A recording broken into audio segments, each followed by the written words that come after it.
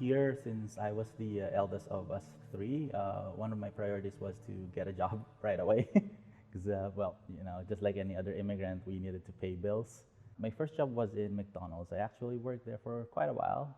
It's about 3 years and 10 months, if I remember correctly. It was fun, but at some point, of course, I also had to pursue something else, because as much as it was really, like, I really enjoyed working with the people there, like, you just need to try to look for, I guess, the next level. I finished nursing. I have a degree in nursing in the Philippines, but when we moved here in Canada, I just finished the program, so I didn't have the work experience for that. I just got my license. I came across the community mental health worker program in Douglas College, and it was only for 3 months and 2 weeks roughly. And lucky for me, since when I was in nursing, I actually specialized in psychiatric nursing. So it was a little bit easier for the adjustment when I was taking the course. I guess that's a little bit of an advantage, if I may. So after the program, and then with the rest of my credentials from back home, my practicum site hired me. So until now, that's where I'm working, but on a different location, and I already have a regular position. So my work, it's mostly supervision. The priority is safety first and foremost. I work night shifts right now. So my main duties are, like I mentioned earlier, would be safety of all the residents. Like, I do security checks, security call-outs with other locations. Believe it or not, it is actually quite a relaxed place. Like, it's a very quiet workplace. Even nowadays, there's still that stigma about mental health. Whereas, like, I don't really see that much difference. It's just a matter of they're dealing with, like, sometimes they have to cope up with other stuff that some people don't. I don't see any difference between, like, what they call, like, mental health difficulties or medical difficulties, because they're just the same. For people dealing with mental health difficulties, like, they would ask you for your help, of course, when they think that they need help. But generally, they would often try to cope with it themselves. Like, you can actually see them. Sometimes you will see, even in, like, across the street, sometimes you will see people struggling. You will see people having some reaction, or like what some people may even call triggered by certain events, or let's say certain memories. But the fact of the matter is that, like, if anything, I find them some of the bravest people I know. One of its biggest impacts to me is, I guess, I appreciate the people around me more. Like, I guess as human beings, at some point we all have to deal with something or go through a phase or something. So, like, as much as hopefully that I'm able to teach them, go back to the community, they're also able to teach me some things, like, especially like self-awareness. I become more aware of the things that I do or I don't do, like when I sometimes socialize or deal with the general public, I guess.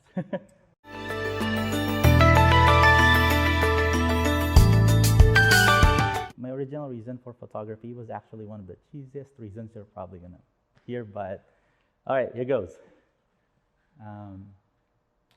When I get married, or if I get kids, I would actually prefer to be the one taking photos of them, because that has more meaning, aside from the fact that it is quite expensive.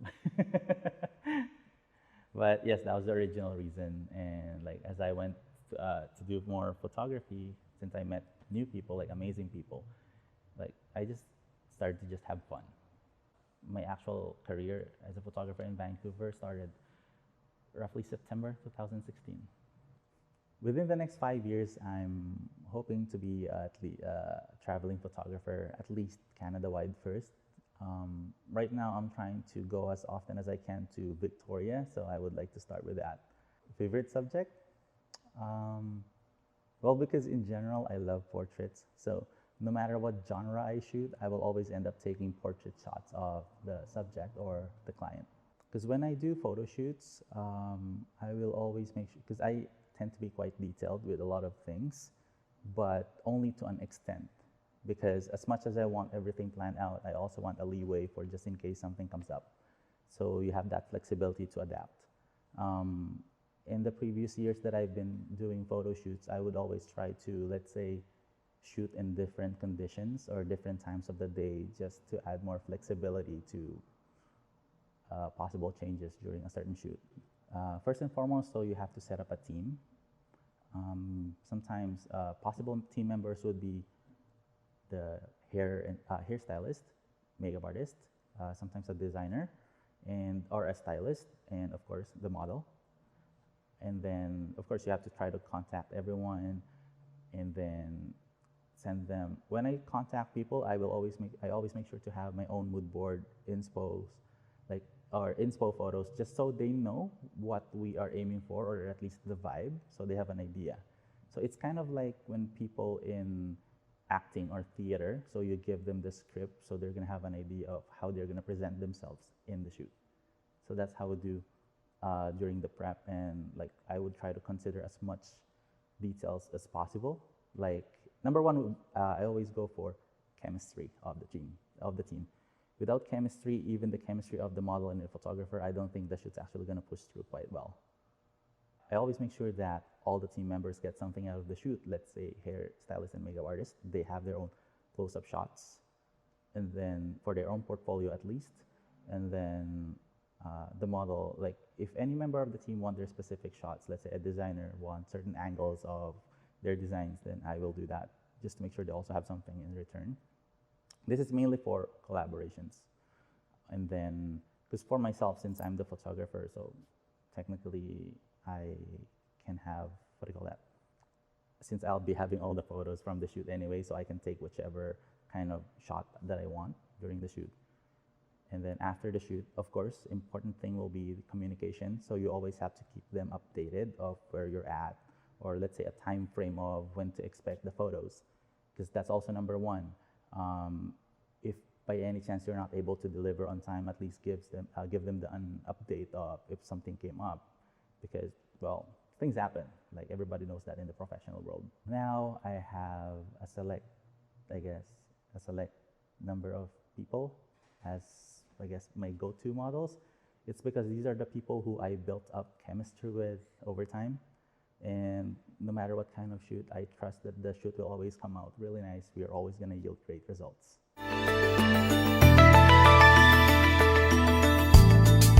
Funny story, because that specific shot wasn't even planned. So me and the model, Michelle, so we went for a round trip to Victoria one time, and we went to that specific location. That was, I guess that was the last stop for the day before we went back to the mainland. Me being a big fan of contrasting shadows and lights, then like when we were at that specific area, I was like, yo, there's a big window and I see sunlight passing through it. And then we came across, in that area, there was that random wine glass, an empty wine glass in that spot. And I was like, a glass, like a fancy looking, castle looking location, and a wine glass. And I was like, yo, grab the wine glass, go stand there by the window, and then let's like take shots. And we were actually joking, our inside joke about it, we were like, well, I guess this is what you call a window of opportunity. Editing wise, I still consider myself really new because I'm still trying to learn a lot of editing techniques. And I came across this specific editing techniques for a cinematic vibe, and when we put in the photo, we were like blown away, like, okay, it works. So we went with that, and I was thinking, because that's a window, you can literally play around with a window. And I figured, how about I'll add some stars in the window. So I added some stars in the window, making it look like she was looking at the window, like with the starry sky night. So that's how the photo ended up becoming like that. That was actually version 1 of the photo. There were 2 versions. Version 2 was a daytime version, but instead of stars, it was a castle in the background. They're the same shot, but completely 2 different styles. But anyway, because I've always tried submitting to Vogue, like I've been trying for the last year or so. And on one day, I just decided, okay, I'll just try to submit these two. So I actually submitted those two versions in one time. And I passed out because I was really tired that day.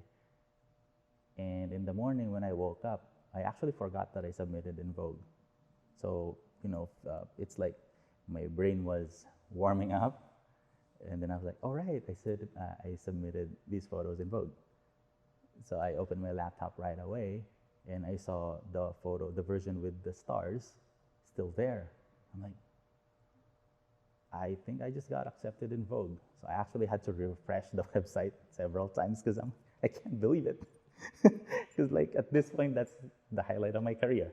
Because especially as a fashion photographer, that's one of the places you would want your photos to be.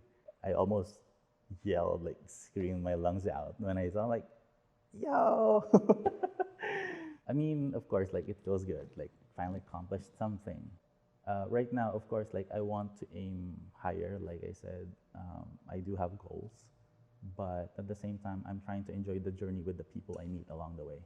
I've been doing magazine submissions since 2017 until now. If the team members request for submissions, then we would submit. But for my own personal goal would be photo contests this year, and I'm trying to aim for more for actual international magazines. It's I guess one stage is done, let's try to go to the next kind of thing. Just always aim higher, I guess, see how far you can go. There's nothing wrong with that. So, because I'm self-taught, 85% self-taught. It wasn't exactly easy when I was starting photography, of course. I almost had nothing to offer, right? I was the new guy in the block. But as I went on, I was just fortunate enough to encounter these, especially the established models who gave me the chance, who gave me a shot, even though, yeah, I almost had nothing to offer. And I will always owe it to these people that kind of a break. And of course, especially the people who were there since the beginning, because I basically grew with them. And now, me having my own achievements and my model friends, or any new people who were with me at the time, they're all achieved a lot over the last few years. So I'm really happy to have met them, to have become their friends, and I'm always happy for their achievements.